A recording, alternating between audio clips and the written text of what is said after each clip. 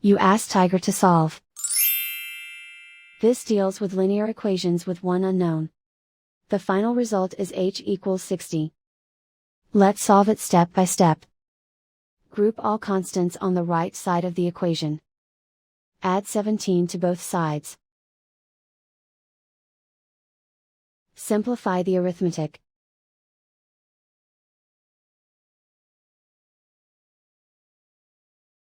Isolate the h. Multiply both sides by 15.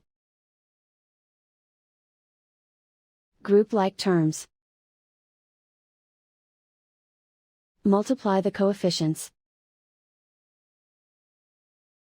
Simplify the fraction. Simplify the arithmetic. And so the final result is h equals 60.